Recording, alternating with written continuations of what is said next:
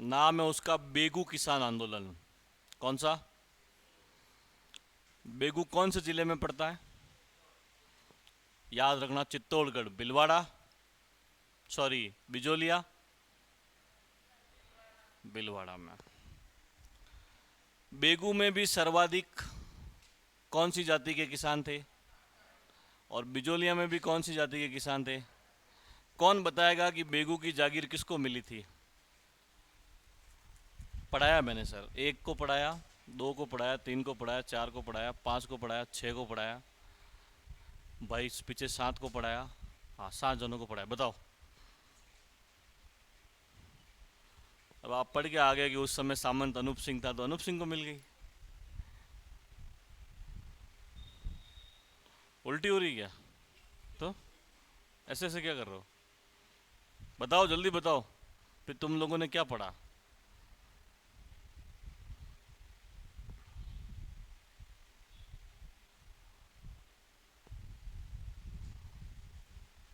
ऐसे करी जाती है कंपटीशन की तैयारी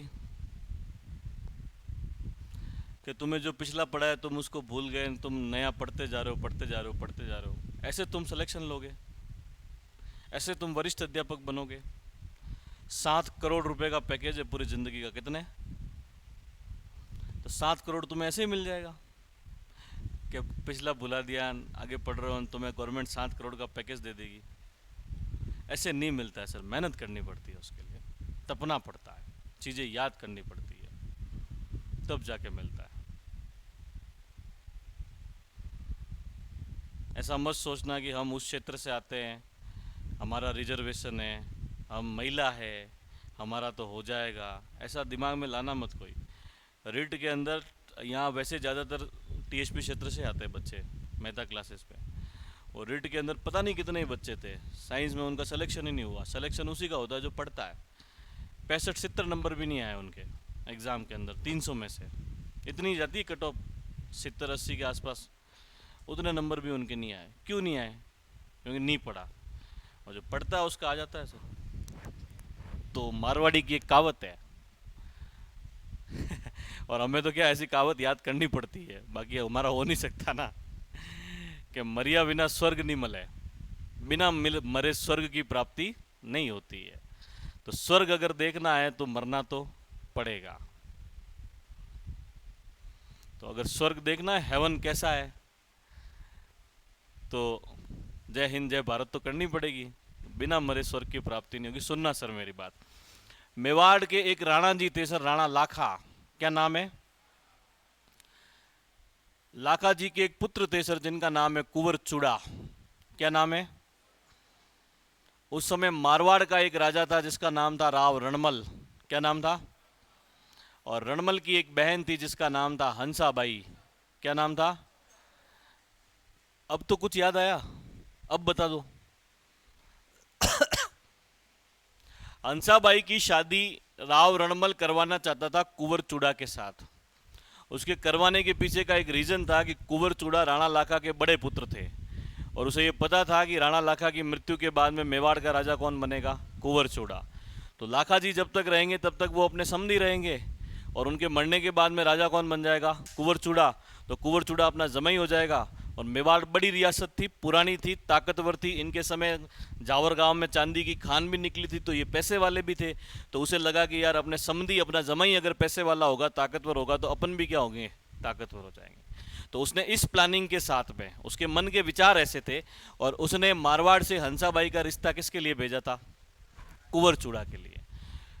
तो आज भी गांवों के अंदर जब शादियां होती है तो पंडित जी जो होते हैं वो नारियल लेके आते हैं, है ना?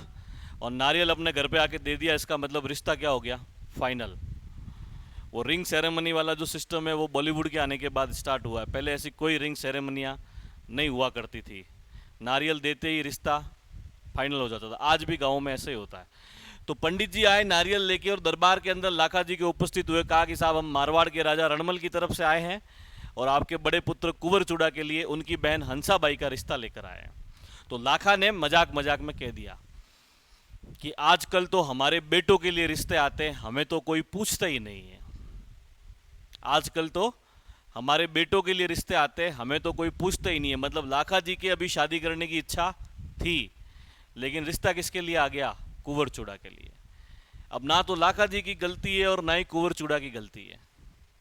आप अपने मम्मी से जाके पूछना घर पे कि आपकी शादी मम्मी कितने साल की उम्र में हुई थी, तो आज से 20-25 साल पहले भी 18-19 साल की उम्र में लड़कियों की शादियां करवा देते थे। अपने पिताजी से पूछना तो उनकी भी 20 साल में ऑलमोस्ट हो गई होगी। 35-40 साल के लौंडे आजकल कुंवारे फिरते हैं, पहले नहीं फिरते थे। तो जब शादियां 18 साल की उम्र में होती होगी तो ऑलमोस्ट सगाई सर 13-14 साल की उम्र में तो कर ही देते होंगे। और राजा महाराजा बहुत ज़्यादा ब्याह करते ही थे, 15-20-25 नॉर्मल जनरली होते थे। तो इधर बच्चा बड़ा हो गया होगा 13-14 साल का, इधर लाखा जी अभी शादी कर ही रहे होंगे, तो उन्हें लगा कि अभी तो शादियां मेरे को 2-4 और करनी चाहिए। पर रिश्ता किसके लिए आ गया है? बेटे के लिए। मेरे अंकल बताते हैं कि वो खेल रहे थे गोटी, हमारे वहाँ गोटी कहते हैं, आपके यहाँ क्या कहते हैं उसको? कि मैं तो वो खेल रहा था, मेरे ससुर जी आए, मेरे दादाजी को बोला कि आपका बच्चा कौन सा, वो खेल रहा है, रिश्ता फाइनल। पहले ऐसे होता था सर, पहले ऐसे होता था। अब ये आज से 20-25 साल पहले की बात मैं आपको बता रहा हूँ, 2095-2000 के आसपास की बात बता रहा हूँ। अब आजकल तो पूछते हैं रीट में कितने नंबर हैं, प्रीलिम्स पास करा के नहीं करान, बीएड करा के नहीं करान। पहले ऐसा नहीं पूछते थे, पहले घर को देख के रिश्ते हो जाते थे। तो हंसाबाई का रिश्ता जब आया तो लाखा जी ने ऐसा कह दिया तो वे पंडित जी डिप्रेशन में आ गए कि भाई रिश्ता करवाने किसके साथ आए थे और करने के लिए कौन तैयार है। तो वे बाहर आए और बाहर आके उन्होंने फिर से किससे संपर्क किया? तो रणमल ने यह सोचा कि यार अगर अपन ने रिश्ता लाखा जी के साथ करवाया तो भी अगले राजा तो कौन बनेंगे? कुंवर चूड़ा। तो अपनी बहन का जो बेटा होगा वो तो अगला राजा बनेगा ही नहीं, उसे तो छोटी मोटी जागीर दे दी जाएगी जैसी अपन को मिली है, तो कोई मतलब तो निकलेगा ही नहीं। तो उसने पंडित जी को एक बात बताई और कहा फिर से दरबार में जाओ। तो पंडित जी फिर से दरबार में आए और दरबार में आकर इन्होंने कहा कि लाखा जी ये रिश्ता आपके साथ में भी हो सकता है, लेकिन हमारी एक क्या है, शर्त है। क्या है? तो कि बताओ शर्त क्या है? तो शर्त यह है कि अगर हंसाबाई का रिश्ता लाखा जी आपके साथ में हुआ तो कुंवर चूड़ा मेवाड़ के अगले राजा नहीं बनेंगे। आपसे और आपसे उत्पन्न जो बच्चा होगा वही मेवाड़ का अगला क्या बनेगा? राजा। लाखा जी ने सोचा बाद में जो होगी सो देखी जाएगी, अभी बुढ़ापे में नई नवेली दुल्हन मिल रही है तो उससे क्या कर लेते हैं, शादी। तो ये रिश्ता हो गया सर राणा लाखा संग हंसाबाई, इन दोनों के बीच में हो गया। इस बात का पता किसको चला? तो कुंवर चूड़ा ने यह कहा कि अगर मेरे पापा ने ऐसा कह दिया है कि मैं मेवाड़ का अगला राजा नहीं बनूंगा, तो अपने पिता की बात को रखने के लिए कुंवर चूड़ा ने यह शपथ ली थी कि मैं सामने से ये कहता हूं कि मैं कभी भी जिंदगी में मेवाड़ के सिंहासन पर नहीं बैठूंगा। या तो ऐसी शपथ महाभारत काल के अंदर गंगा पुत्र भीष्म ने ली थी, हालांकि उन्होंने दो ली थी कि एक तो मैं राजा नहीं बनूंगा और एक कभी भी मैं शादी नहीं करूंगा। इन्होंने कहा साहब शादी तो मैं करूंगा पर मैं राजा नहीं बनूंगा। इसलिए मेवाड़ का भीष्म पितामह किसको कहा जाता है? कुंवर चूड़ा को। शादी हो गई, बच्चा हो गया मौकल, मेवाड़ के अगले राणा जी कौन बन गए? मौकल। 10 साल के बाद में लाखा जी की हो गई डेथ। 10 साल के बाद में जब वो मृत्यु सैया पर थे तब उन्हें ऐसा लगा जैसे महाभारत काल में भीष्म पितामह सो रहे थे ऐसे, तो जब ये मरने वाले थे तब ऐसे लगा कि सही मायने में मेवाड़ का राजा बनने के योग्य व्यक्ति कौन था। लेकिन मैंने इसके साथ में बुरा किया, मैंने इसको राजा बनने नहीं दिया। इसलिए वे 4 घोषणाएं करके गए थे। कितनी घोषणा? पहली घोषणा उन्होंने की थी कि मेवाड़ की 4 बड़ी जागीरें चूड़ा के वंशजों को मिलेगी जो मेवाड़ में कहलाते हैं चुंडावत। क्या कहलाते हैं? एक तो इनको मिलेगा सलुम्बर, क्या मिलेगा? एक इनको मिलेगा बेगू, क्या मिलेगा? एक इनको मिलेगा आमेट, क्या? और एक इनको मिलेगा देवगढ़। देवगढ़ और आमेट तो कहाँ है? राजसमंद में। बेगू कहाँ है? चित्तौड़ में। और सलुम्बर तो आप जानते ही हो। तो ये 4 बड़ी जागीरें जो थी वो लाखा ने कुंवर चूड़ा को दी थी, इसलिए यहाँ पर इनके जो वंशज होते वे क्या कहलाते हैं? चुंडावत। तो बेगू की जागीर किसको मिली थी? किसको मिली? दूसरी घोषणा ये करके गए कि जब भी मेवाड़ में युद्ध होगा तो हरावल के अंदर लड़ने का अधिकार सलुम्बर के चुंडावतों के पास में होगा। हरावल का मतलब होता है सेना का आगे वाला भाग, चंदावल का मतलब होता है सेना का पीछे वाला भाग। इसलिए अपन पढ़ते हैं कि हल्दी घाटी के युद्ध में हरावल दस्ते में सलुम्बर के चुंडावत कृष्णदास लड़ रहे थे। कौन लड़ रहे थे? अपन पढ़ते हैं कि जब राज सिंह जी शादी करने के लिए गए थे अजमेर चारुमती से, तब लड़ने के लिए सलुम्बर के रतन सिंह चुंडावत को भेजा गया था, जिनकी पत्नी का नाम था हाड़ी रानी सलह कबर। चुंडावत मांगी सेनानी और सिर काट दे दियो शतरानी। फिर अपन पढ़ते हैं इसके बाद में और कि तीसरी उन्होंने घोषणा ये की थी कि जब भी मेवाड़ में राजा बनाने को लेकर कोई भी समस्या होगी, अंतिम निर्णय किसका होगा? सलूम्बर वालों का। इसलिए अपन ने पढ़ा था, अगर आपको याद शायद नहीं हो, कि राणा प्रताप के बड़े भाई जगमाल को राजा बनाया जा रहा था। तब कृष्णदास चुंडावत, अखेराज सोनगरा और ग्वालियर के राम सिंह तंवर ने कहा था कि सही मायने में राजा बनने के योग्य व्यक्ति कौन है? राणा प्रताप। और अंतिम बात ये चौथी घोषणा करके कहते हैं कि जब भी मेवाड़ में राजा उपस्थित नहीं होगा, मान लो कई बार गया हुआ है, तो ताम्र पत्रों पर और शासकीय पत्रों पर हस्ताक्षर करने का अधिकार भी किसके पास में होगा? यानी मेवाड़ में राजा के बाद सेकंड नंबर की पोजीशन राणा लाखा अगर किसी को देकर गए थे तो वो सलूम्बर वालों को देकर गए थे, कुंवर चुड़ा की वजह से। और इनके वंशज यहाँ पर क्या कहलाते हैं? चुंडावत। बात समझ में आई या नहीं आई? ईमानदारी से अगली बार ना तो ये आपको बताया जाएगा और ना आपके सामने कभी आएगा। अब तेरे हवाले वतन साथियों, तुम लोगों को बताया जाएगा, टेंशन मत लो। जो पुराने हैं ना उनकी बात कर रहा हूं। तो यहां सर्वाधिक कौन सी जाति के किसान थे? दागड़। ये चूड़ा को वंश जागीर मिली थी, इसलिए यहाँ के सामंत थे उस समय अनूप सिंह चुंडावत। क्या नाम था? इन लोगों पर लगभग 50 प्रकार के कर लगे हुए थे और समस्याएं सब जगह पे थी। लाटा कूटा सब जगह था, सब जगह पर लागे बागे लगी हुई थी। 50 प्रकार के कर इन पर लगे हुए थे। अब देखो यहाँ आंदोलन क्यों होता है, मैं उसको बताता हूँ। एक होता है ना सर खबर की असर, दैनिक भास्कर वाला देता है ना, खबर की क्या है असर। तो समस्या ये क्रिएट हुई कि बेगू और बिजोलिया दोनों पास पास में पड़ते हैं, भीलवाड़ा और चित्तौड़गढ़ के अंदर दोनों पास पास में। दोनों पे एक ही जाति के किसान है, कौन सी? दागड़। इधर भी दागड़ है और उधर भी दागड़, तो जाति जाति वाले मिलते ही होंगे। तो कहते होंगे कि साहब हमारे यहाँ पर तो विजय सिंह पथिक क्या जबरदस्त आंदोलन कर रहा है, हमारे यहाँ पर तो करों में क्या हो जाएगी, कमी हो जाएगी। तो उन लोगों को ऐसा फील होता है कि अगर वे लोग आंदोलन कर सकते हैं, वे लोग करों के अंदर कमी ला सकते हैं, तो अपन क्यों नहीं ला सकते? भाई जोधपुर में कोचिंगों में आंदोलन हो रहा हो और तुम्हें अगर पता चल जाए तो तुम्हारे मन में भी तो होगा ना कि यार वो अगर किसी चीज़ के लिए आंदोलन कर रहे हैं तो हम क्यों नहीं करें। सबके मन में ऐसा होता है। तो इन लोगों के मन में भी ऐसा आया कि कर तो अपने यहाँ पर भी लगे हुए हैं, अपन भी उनको क्या करवाएंगे, कम करवाएंगे। तो इन लोगों ने भी आंदोलन की रणनीति तैयार की और रणनीति इन्होंने ऐसे बनाई कि ये सारे 1921 में, एक बात और याद रखना, राजस्थान में जितने भी किसान आंदोलन हुए ना, सारे लगभग 90% 1920 के बाद के ही है। क्योंकि एक वो लहर चलती है पूरे राजस्थान में, जैसे 2014 में मोदी लहर चली थी, अच्छे दिन आएंगे सबका साथ। तो किसी कुत्ते को भी अगर बीजेपी का टिकट देके खड़ा कर दिया तो वो भी जीत गया था, कि नहीं जीता था? उसी प्रकार से 1920 के बाद संपूर्ण राजस्थान के लोगों को लगता है कि हम भी आंदोलन करेंगे और हमारे करों में भी क्या आएगी, कमी। तो 1921 के अंदर यहाँ बेगू के सारे किसान मैनाल करके एक जलप्रपात है सर, जो अभी भीलवाड़ा में आता है, नाम सुना? मैनाल के पास में भेरुकुंड नामक गांव में एकत्रित हुए। कौन सा गांव? और इस गांव में इकट्ठा होकर इन्होंने कहा कि जैसा आंदोलन बिजोलिया के अंदर हो रहा है वैसा अपने यहां पर भी होगा और हम अपना नेता चुनते हैं विजय सिंह पथिक को। किसको चुनते हैं? यानी कि अपन किसको अपना नेता बनाएंगे? विजय सिंह पथिक को। ऐसा इन्होंने 1921 के अंदर मैनाल के पास भेरुकुंड नामक गांव के अंदर कह दिया। अब यहां से ये सारे लोग इकट्ठा होकर मिलने के लिए किसके पास गए और कहा कि साहब आपको अब बिजोलिया के साथ साथ में और कहाँ आना है? बेगू। और आपको हमारे आंदोलन को भी क्या करना है? लीड करना है। लेकिन विजय सिंह पथिक ने कहा कि आई हैव नो टाइम, मेरे पास में समय, स्कूल व्याख्याता की भर्ती आ रही है, वरिष्ठ अध्यापक भी आ रही है, 30 तारीख को सेकंड ग्रेड का भी पेपर है, इसलिए अपने पास में समय नहीं है, अपन यहाँ पर नहीं आ सकते।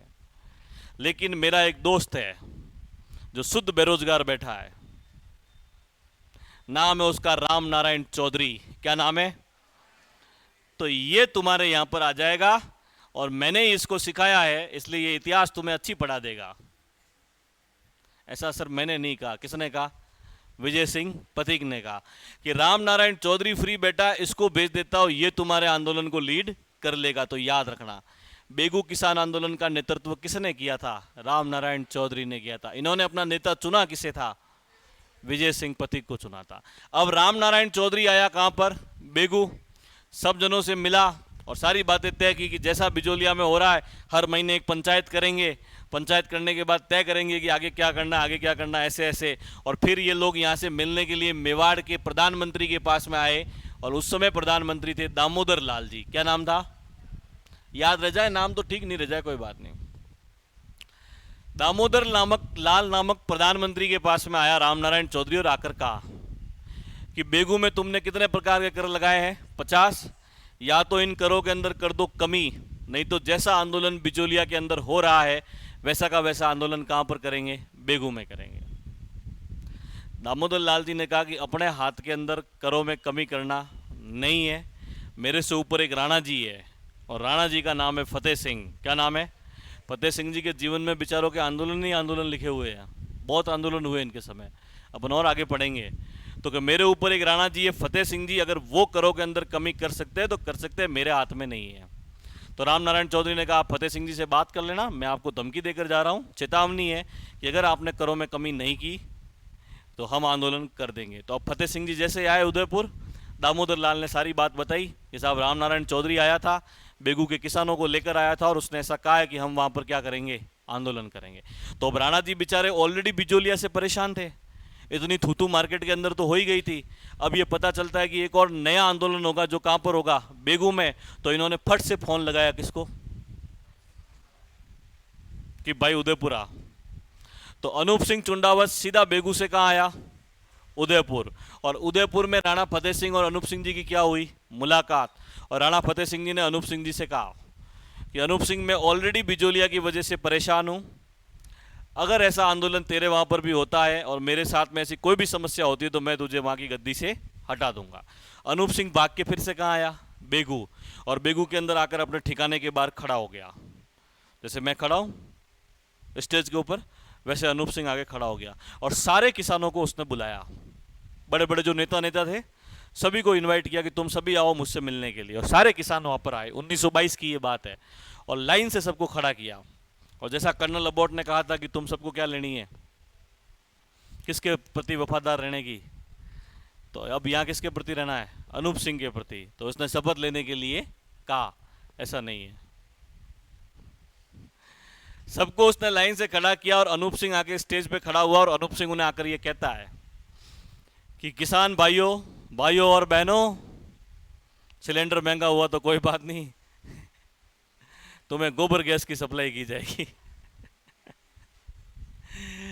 कि उनसे कहा कि भाइयों और बहनों, अगर तुम्हारे कोई भी प्रॉब्लम है, सुनना बात ध्यान से, अच्छी बात कही उसने, कि अगर तुम्हारे कोई भी प्रॉब्लम है तो पहले तुम्हें किसको बतानी है? अगर मैं सॉल्व नहीं करता हूं तो राणा फतेह सिंह जी के पास जाना। बिल्कुल सही बात है साहब, तुम्हारा सामंत कौन है? अनूप सिंह। अगर अनूप सिंह सॉल्व नहीं करेगा तब तुम किसके पास जाओगे? राणा जी के पास जाओगे। तो किसानों ने कहा कि हाँ साहब आपकी बात तो सही है, पर हम वहाँ गए थे और हमारी प्रॉब्लम ये है कि हमारे ऊपर कितने प्रकार के कर है। अनूप सिंह ने कहा कोई आंदोलन करने की आवश्यकता नहीं है, कोई ना तो तुम्हें समस्या चाहिए ना ही मुझे चाहिए, आज से ही आधे कर तुम्हारे क्या माफ। हाथों हाथ ही क्या कर दिया उसने? माफ। तो 1922 में किसानों के मध्य और अनूप सिंह के मध्य समझौता हो गया और उसमें आधे कर क्या कर दिए गए? माफ। आंदोलन क्या हो गया? समाप्त। अच्छा हुआ कि बुरा हुआ? ऐसे नहीं होगा समाप्त सर, अभी तो समस्या और होगी। तो जैसे ही उसने आधे कर माफ किए, 1922 में समझौता हो गया। एजीजी हॉलैंड ने इस समझौते को बोल्शेविक समझौता कहा है। कौन सा समझौता? कोई बता सकता है बोल्शेविक क्या होता है?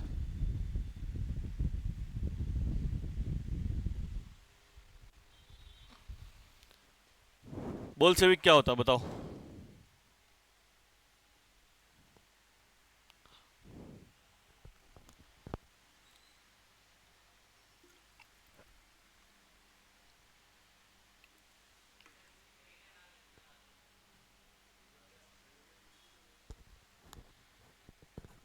भाई साहब अपनी यहाँ रखते नहीं इसको। हाँ क्या कह रहे थे? बिजोलिया? वो तो ऊपर माल, वो तो सॉरी ऊपर माल तो वो था बैसरोडगढ़ से बिचौलिया। नहीं नहीं, अपने यहाँ ऐसे कैसे नाम, क्या नाम होते बोल्शेविक नहीं ये सब? अपने यहाँ तो राम पुराण, गोविंद पुराण, फलाना पुराण, ऐसे नाम होते हैं। देखो मैं आपको बताता हूँ, सुनना। अरे इतनी बारिश हो रही है, इतना पानी पी के क्या करोगे आप? हैं? गला सूख रहा था? अगले जन्म में बाड़मेर में पैदा हुए थे पक्के आप। पिछले जन्म में, सॉरी, सुनना सर मेरी बात। रूस के अंदर एक क्रांति हुई थी जिसे कहा जाता है रूसी क्रांति। कौन सी क्रांति? 1917-18 के अंदर हुई थी, जहां के सबसे बड़े नेता थे लेनिन। कभी गूगल पे सर्च करना सर लेनिन को, एक फ्रेंच का डैडी वाला डोगरा आदमी आएगा। भगत सिंह उसे बहुत मानता था, सरदार भगत सिंह बहुत मानता था। और जब उसको फांसी पे चढ़ाने के लिए लेके जा रहे थे और वो जेल के अंदर बैठा था, तो जेलर ने आकर कहा कि चलो भगत सिंह तुम्हारे फांसी का टाइम हो गया, 23 मार्च 1931। हालांकि फांसी होनी थी 24 मार्च को, वो किस दिन दी थी? 23 मार्च को। कि भगत सिंह तुम्हारे फांसी का टाइम हो गया, चलो। तो भगत सिंह ने कहा था कि जेलर साहब रुको 5 मिनट, एक क्रांतिकारी दूसरे क्रांतिकारी के बारे में पढ़ रहा है। और भगत सिंह उस समय लेनिन के बारे में पढ़ रहा था। किसके बारे में? कम्युनिस्ट एक विचारधारा होती है, जानते हो? विचारधारा, आइडियोलॉजी, कम्युनिस्ट विचारधारा का ये व्यक्ति था। वो कभी और बात करेंगे अपन, कम्युनिस्ट क्या होती है, दक्षिणपंथी क्या होती है, सारी बात अलग से है। तो रूसी क्रांति का ये नेता था लेनिन। तो यहाँ पर क्या था कि यहाँ के राजा को ये लोग कहते थे जार। क्या कहते थे? जैसे अपन राजा कहते हैं, इंग्लिश वाले किंग कहते हैं, फराओ कहते हैं मिस्र वाले, वो लोग कहते थे उसको जार। अब अपने को क्या, किंग और राजा अपने को अच्छे लगते हैं क्योंकि अपने यहाँ ये लैंग्वेज चलती है, वो उसको जार कहते थे। तो यहाँ एक राजा था जार निकोलस द्वितीय, उसके शासन को इन लोगों ने क्रांति करके हटाया था और वहां पर कम्युनिस्ट सरकार की इन लोगों ने क्या की थी? स्थापना। तो यहाँ पर दो पॉलिटिकल पार्टियां हुआ करती थी, एक का नाम था मेंशेविक और एक का नाम था बोल्शेविक। पहली कौन सी है? मेंशेविक। दूसरी कौन सी है? बोल्शेविक। बोल्शेविक जो थे वे शांतिपूर्वक तरीके से क्रांति लाना चाहते थे, जैसे गांधी जी वाले, सत्याग्रह, अहिंसा, वो वाला। और मेंशेविक जो थे वे हथियारों के माध्यम से, लड़ाई के माध्यम से क्रांति लाना चाहते थे। तो अपने यहाँ पर जो समझौता हुआ था वो शांतिपूर्वक तरीके से हुआ था कि खून खराबा हुआ था। और जब ऐसा कोई समझौता किसी स्थान पर होता है तो दूसरे स्थान की उपमा उसको दी जाती है। भाई यहाँ आंदोलन होगा, मान लो जोधपुर में भी ऐसा हो रहा हो, तो अपन नहीं कहेंगे यार जोधपुर जैसा जैसा सेम यहाँ पर हुआ। तो सेम बोल्शेविक वालों जैसा शांतिपूर्वक तरीके से यहाँ समझौता हुआ था, इसलिए एजीजी हॉलैंड ने इसको कौन सा समझौता कहा था? बोल्शेविक। ठीक है, कहां पर हुआ था? बेगू में, याद रखना। लेकिन समस्या क्या क्रिएट हुई? 1922 में तो आंदोलन समाप्त हो गया क्योंकि उन्होंने कह दिया कि भाई आज के बाद आपसे कर नहीं लिए जाएंगे। लेकिन कल मैंने आपसे कहा था कि 1923 के अंदर इन्होंने राणा फतेह सिंह जी को हटाकर अंग्रेजों ने नए महाराणा किसको बना दिया? अंतिम शासक भूपाल सिंह जी। और रेवेन्यू के जितने भी अधिकार थे राजस्व कलेक्ट करने के, वो अंग्रेजों ने ले लिए। किसने ले लिए? तो अंग्रेजों ने जैसे ही राजस्व कलेक्ट करने के सारे अधिकार ले लिए, तो अधिकार लेने के बाद में इन्होंने घोषणा की 13 जून 1923 को। कब करी? अरे कब करी? कब करी? जोर से बोलो, सारे बोलो, एक साथ बोलो। 13 जून 1923 को इन्होंने कहा कि आज के बाद बेगू में हमारा जो नया अधिकारी होगा अंग्रेजों का, उसका नाम होगा मिस्टर ट्रेंच। क्या नाम है? Mister trench. दूसरी बात, वहां पर राजा की तरफ से जो नया अधिकारी होगा उसका नाम था मुंशी अमृतलाल। क्या नाम था? मुंशी अमृतलाल।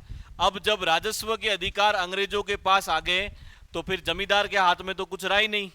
तो इन्होंने कहा कि जो तुम्हारा समझौता हुआ था वो आज से रद्द किया जाता है और तुम लोगों को फिर से क्या देने पड़ेंगे? कर देने पड़ेंगे। तो जैसे ही उन्होंने ऐसी घोषणा 13 तारीख को जून महीने के अंदर 1923 में करी और सारे के सारे किसान एक गांव में एकत्रित हुए जिसका नाम था गोविंदपुरा। क्या नाम था? और ये डेट थी सर जस्ट एक महीने के बाद, यानी 13 जुलाई 1923। याद रखना सर, दोनों को अधिकारी बनाया गया था 13 जून को और इस गांव में एकत्रित लोग कब हुए थे? 13 जुलाई को। शांतिपूर्वक तरीके से सभा हो रही थी। अंग्रेजों को पता चला कि वहां पर किसान सारे इकट्ठा हुए और आंदोलन कर रहे हैं, तो अंग्रेजों ने वहां पर पुलिस भेजी। पुलिस ने वहां पर गोलीबारी की जिसके अंदर 2 किसान शहीद हो गए, रूपाजी धाकड़ और एक का नाम था कृपाजी धाकड़। पहले का नाम क्या है? दूसरे का नाम क्या है? यही सवाल है सर। रूपाजी और कृपाजी धाकड़ का संबंध कौन से किसान आंदोलन से है? बेगू। गोविंदपुरा हत्याकांड कहां पर हुआ? बेगू में। कब हुआ? 13 जुलाई 1923 को। अभी एक पेपर हुआ था सर एफएसओ का, आरपीएससी ने करवाया था, फूड सेफ्टी ऑफिसर, 10-15 दिन पहले, पिछले महीने के अंदर। उसमें ये सवाल आ गया सर 4 नेताओं के नाम थे, सामने 4 किसान आंदोलन थे। पूछा गया था सुमेलित करो, तो उसमें लिखा हुआ था रूपा जी और कृपा जी धाकड़, तो आपको उसमें बेगू किसान आंदोलन क्या करना था, सही करना था। तो ये एक हत्याकांड हो जाता है। इस हत्याकांड का नाम रखा गया था गोविंदपुरा हत्याकांड। अंग्रेजों ने इसकी जांच के लिए एक आयोग बनाया था जिसका नाम था ट्रेंच आयोग। कौन सा आयोग? और इसके बाद यह आंदोलन क्या हो जाता है, समाप्त। टेलर आयोग का संबंध किससे है?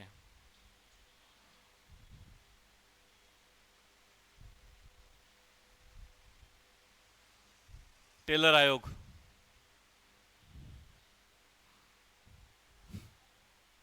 मंजुला बेन, टेलर आयोग।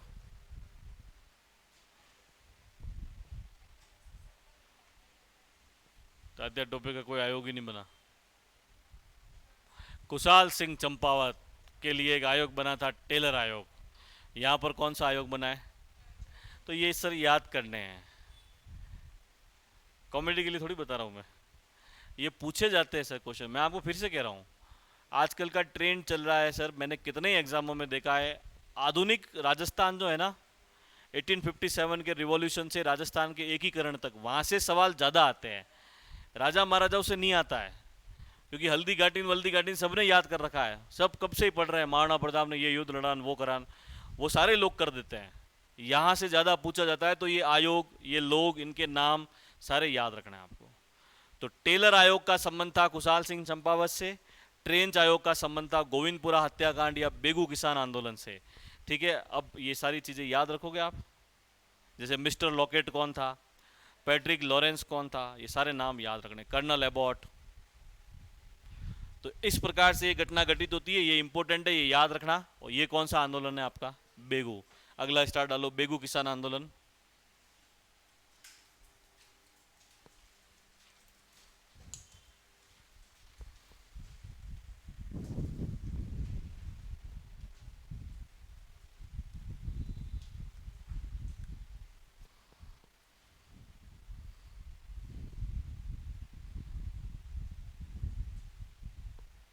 कोष्टक में लिख देना चित्तौड़गढ़। गढ़ तो चित्तौड़गढ़, बाकी सब वाह।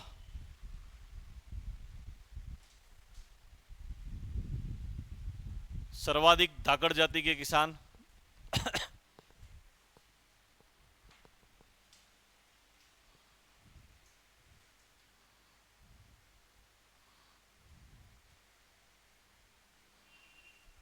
सर्वाधिक धाकड़ जाति के किसान।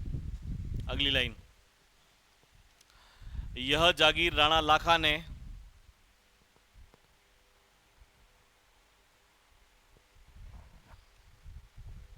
यह जागीर राणा लाखा ने कुंवर चूड़ा को दी थी।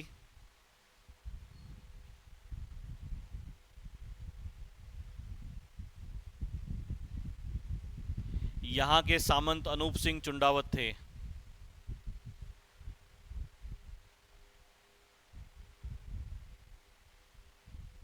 यहां के सामंत अनूप सिंह चुंडावत थे।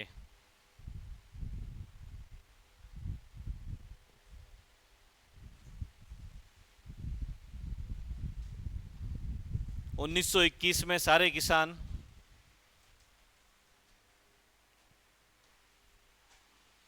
1921 में सारे किसान मैनाल के पास, मैनार नहीं है ना, मैनाल, मैनाल के पास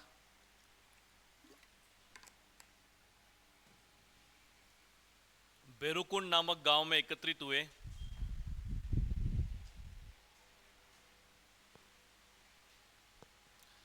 बेरुकुंड नामक गांव में एकत्रित हुए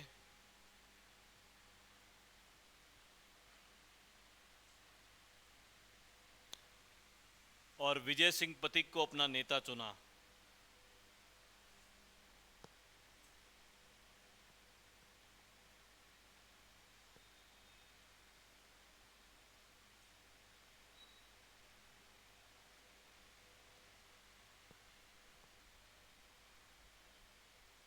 विजय सिंह पथिक ने सुपनों जिताए आधी रात में, राम नारायण चौधरी को नेतृत्व सौंपा। ओ मैं तो तूने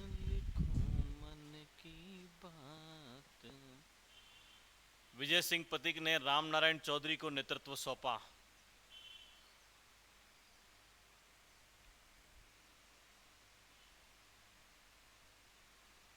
चौधरी मेवाड़ के प्रधानमंत्री दामोदर लाल से मिला। चौधरी मेवाड़ के प्रधानमंत्री, पीएम लिख दो डायरेक्ट, नरेंद्र भाई मोदी दामोदर लाल से मिला।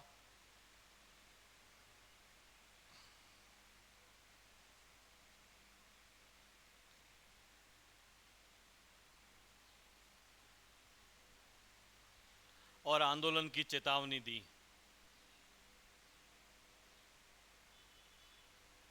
और आंदोलन की चेतावनी दी।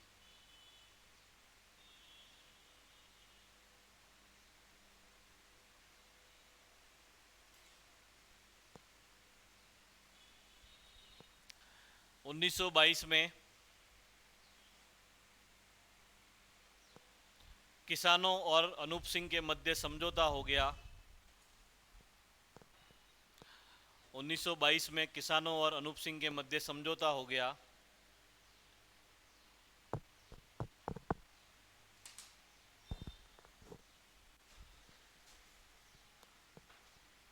जिसमें आधे कर माफ कर दिए गए। मैंने जी टी शर्ट ऑनलाइन मंगवाया क्या? मैंने भी देखा था। जिसमें आधे कर माफ कर दिए गए। एजीजी हॉलैंड ने इसे बोल्शेविक समझौता कहा। एजीजी हॉलैंड ने इसे बोल्शेविक समझौता कहा। बोल्शेविक समझौते का संबंध है बेगू किसान आंदोलन।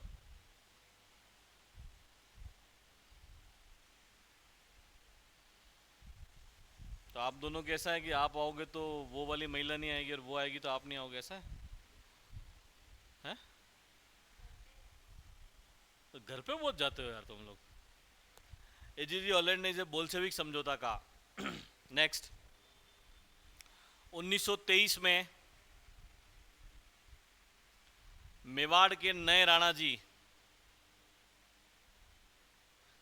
क्या बटे?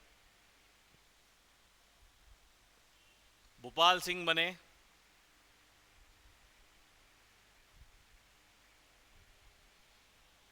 और राजस्व के सारे अधिकार, रेवेन्यू कलेक्ट करने के सारे अधिकार और राजस्व के सारे अधिकार अंग्रेजों ने रख लिए।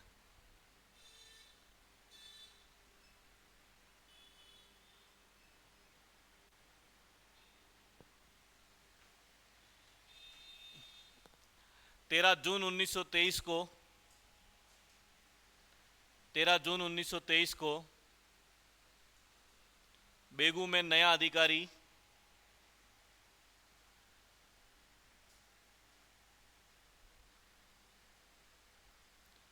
मिस्टर ट्रेंच व मुंशी अमृतलाल को नियुक्त किया गया। मिस्टर ट्रेंच व मुंशी अमृतलाल को नियुक्त किया गया।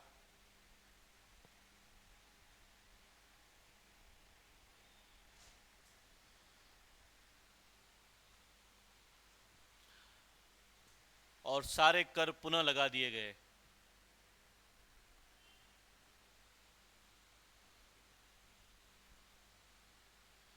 और सारे कर पुनः लगा दिए गए।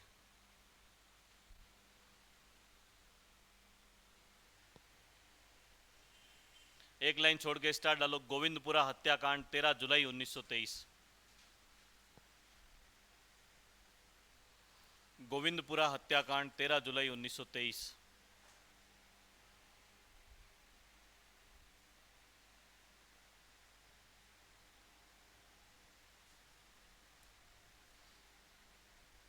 किसानों की सभा पर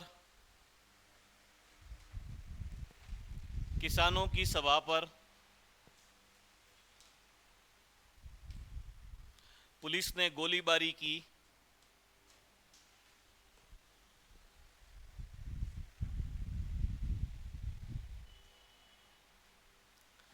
जिसमें रूपा जी और कृपा जी धाकड़ शहीद हो गए।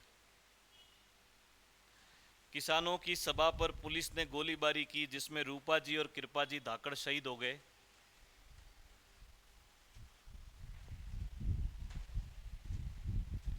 रूपा जी व कृपा जी धाकड़ शहीद हो गए। ये याद रखना, दोनों नाम अंडरलाइन करो तुम लोग, रूपा जी धाकड़ और कृपा जी धाकड़।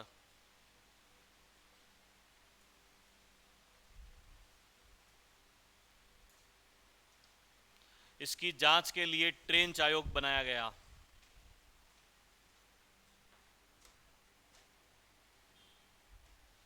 इसकी जांच के लिए ट्रेंच आयोग बनाया गया।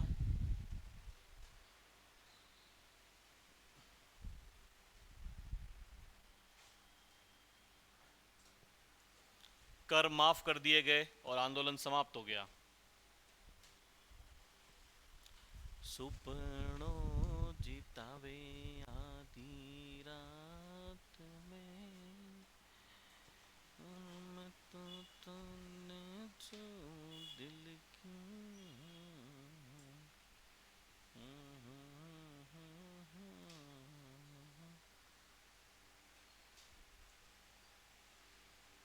तो मैं आशा करता हूं कि आप लोगों को मेरी बात समझ में आई होगी कि नहीं आई। पहले मैं जब पढ़ता था ना, हालांकि अभी तो सर ऑनलाइन का ज़माना आ गया, पिछले 2-3 साल से तो सारे टॉपिक आपको यूट्यूब पे भी मिल जाते हैं। कुछ समझ में नहीं आ रहा है तो अपन सर्च कर ले तो वहाँ से भी आपको पढ़ा जा सकता है। जब हम तैयारी करते थे तब ऑनलाइन नहीं था। 2017, 16, 15 के आसपास की बात है। 18 में तो मैं पढ़ाने लग गया। तो उस समय हमको ये ऐसा कॉन्सेप्ट क्लियर कभी नहीं होता था। जैसा मैंने आपको बताया ना, भाई ऐसा हुआ, फिर वो आया, फिर वो वहाँ गया, फिर उसने ऐसा किया, फिर ये हुआ, फिर ये हुआ। हम रटते थे, समझ रहे हो। किताब में लिखा हुआ होता था। अब किताब वाला को पूरी कहानी तो छाप के आपको देता नहीं है। वो सीधा बेगू किसान आंदोलन नेतृत्व करता फलाना राम नारायण चौधरी, सामंत अनूप सिंह चुंडावत, धाकड़ जाति के किसान। तो ऐसा यूँ पूरा यूँ याद करते थे। कब हुआ, 13 जुलाई को हुआ, कब हुआ। तुम्हें तो पूरा समझाया जा रहा है, पूरी कहानी बताई जा रही है। तो याद करने में आसानी होनी चाहिए कि नहीं होनी चाहिए। पर अपनी दुविधा है, ज़्यादा कहानियाँ भी अपन फिर क्या भूल जाते हैं। तो याद करने की कोशिश करो। और मैं तो सर पहले दिन से ही कहता हूँ, हालांकि अब बीच बीच में आप आते रहते हो इसलिए बात नहीं हो पाती है।